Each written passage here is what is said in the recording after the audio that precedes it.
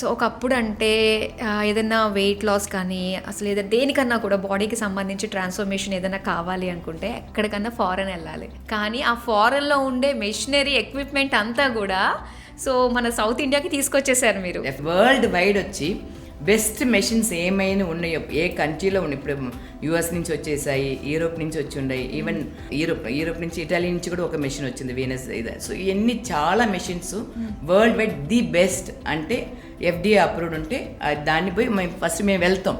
దీనికోసం అక్కడికి వెళ్తాం అన్నమాట. ఏ కంట్రీలో ఉందో ఆ కంట్రీకి వెళ్ళి ఒక టెస్ట్ ట్రయల్ తీసుకుంటాం. తర్వాత ఓకే అంటేనే ఇలా మేము రీస్కల్ప్ తీసుకొచ్చేటప్పుడు ఒక 100 మెషిన్స్ అయినా మేము ట్రయల్ చేసి ఉంటాం. దాంట్లో నుంచి పిక్ చేసి ఇన్ని మెషిన్స్ తీసుకొచ్చి ఉంటాం.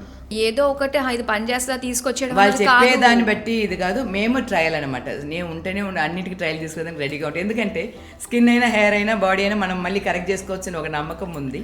అది కాకుండా ఇప్పుడు రీస్కల్ప్ లో ఉండే మెయిన్ పర్సన్స్ ఎవరైనా చూస్తే డాక్టర్ రామ్, తను వచ్చి ఆర్థోపెడిక్ సర్జన్ అనమాట. సో డాక్టర్స్ కాబట్టి సో మా సన్ ఇన్ లానే యాక్చువల్గా.